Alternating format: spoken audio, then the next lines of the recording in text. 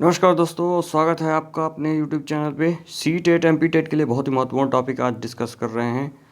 शिक्षा से संबंधित धाराएं।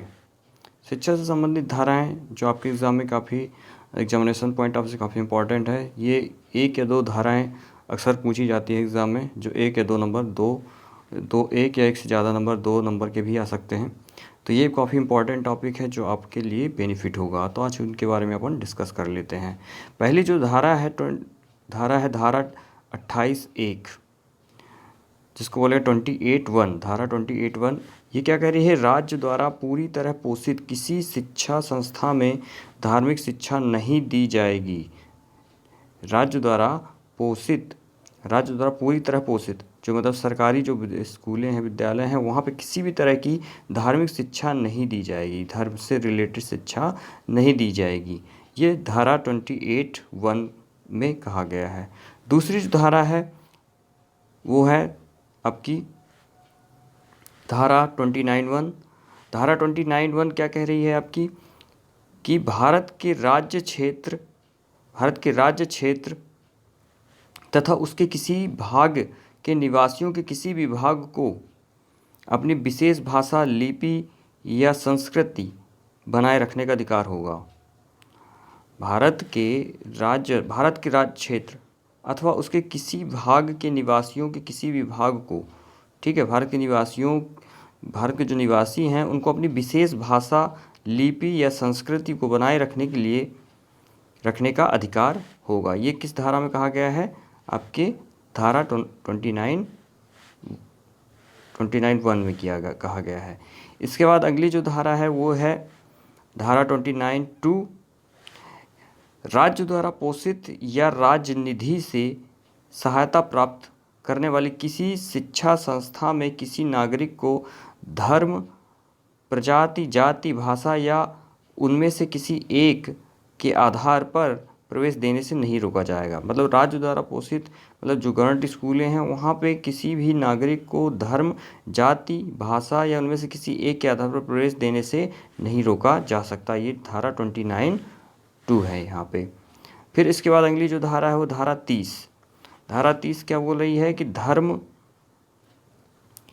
धर्म या भाषा पर आधारित सभी अल्पसंख्यक वर्गों को अपनी रुचि के अनुसार शिक्षा संस्थानों की स्थापना या प्रशासन करने का अधिकार होगा। धारा 30 क्या बोलता है? किसी भी धर्म या भाषा पर आधारित सभी अल्पसंख्यक वर्गों को, जो भी जितने भी अल्पसंख्यक वर्ग हैं, वो अपनी रुचि के हिसाब से शिक्षा संस्थानों की स्थापना कर सकते हैं और उसका प्रशासन कर सकते हैं। ये धारा 30 में कहा गया है। अगली जो धारा है वो है धारा 45। धारा 45 क्या बोल रही है कि राज्य इस संविधान के लागू होने के समय से 10 वर्ष के अंतर्गत सभी बच्चों के लिए, जब तक वह 14 वर्ष की आयु पूर्ण नहीं कर लेंगे, निःशुल्क एवं अनिवार्य शिक्षा प्रदान करने का प्रयास करेगा। ये बहुत काफ़ी क्वेश्चन आ चुका है। धारा 45 में ये कहा गया है। किस धारा में कहा गया है? धारा 45 में अनिवार्य शिक्षा के जो प्रयास है, अनिवार्य शिक्षा की जो संकल्पना है, वो शासन ने किस धारा में रखी है? धारा 45 में, ठीक है, कि वह 14 वर्ष तक के बच्चों को निःशुल्क और अनिवार्य शिक्षा प्रदान करेगा। इसके बाद अगली जो धारा है वह है धारा 46। राज्य जनता के यहाँ पे राज्य जनता के विभिन्न विभाग के अनुसूचित जातियों की शिक्षा एवं अर्थ संबंधी हितों की विशेष सावधानी से उन्नति करेगा और सामाजिक अन्याय तथा सभी प्रकार के शोषण से उनका संरक्षण करेगा। ये किस धारा में कहा गया है? धारा 46 में, कि राज्य जनता के निर्बल विभाग, यहाँ पे निर्बल होना चाहिए, माफ़ करिएगा, यहाँ पे निर्बल होगा, ठीक है। राज्य जनता के निर्बल विभाग अनुसूचित जातियों के शिक्षा तथा अर्थ संबंधी विशेष सावधानी, अर्थ संबंधी हितों की विशेष सावधानी से उन्नति करेगा और सामाजिक अन्याय और सभी प्रकार के शोषण से उनका संरक्षण करेगा। तो ये कहा गया है धारा आपकी 46 में, माफ़ करिएगा, धारा 46 में। अगली जो धारा है वह धारा 343।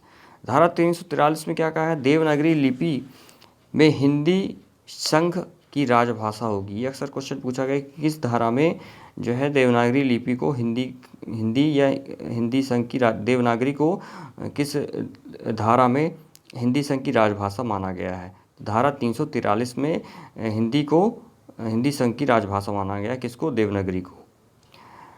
अब अगली जो धारा है वो 350A, प्रत्येक राज्य प्रत्येक स्थानीय पदाधिकारी भाषाई अल्पसंख्यक वर्गों के बच्चों को प्राथमिक स्तर पर अपनी मातृभाषा में शिक्षा प्राप्त करने की पर्याप्त सुविधाएं प्रदान करने का प्रयास करेगा। ये धारा 350A में कहा गया है कि प्रत्येक राज्य या प्रत्येक स्थानीय पदाधिकारी भाषाई अल्पसंख्यक वर्गों के बच्चों को प्राथमिक स्तर पर अपनी मातृभाषा में शिक्षा प्राप्त करने की पर्याप्त सुविधा प्रदान करने का प्रयास करेगा। धारा 350A में कहा गया कि मतलब जो भी अल्पसंख्यक वर्ग हैं उनको उनकी प्राथमिक स्तर पर उनकी जो मातृभाषा है उसके हिसाब से उनको शिक्षा प्रदान करने का प्रयास किया जाएगा। धारा 350A में कहा गया है।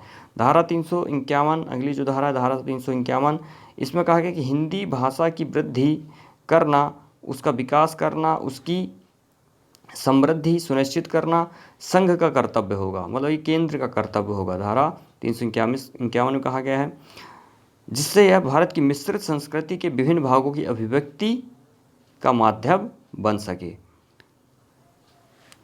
तो दोस्तों ये थी हमारे विभिन्न धाराएं शिक्षा से संबंधित, ये कई बार एग्जाम में आ चुकी हैं।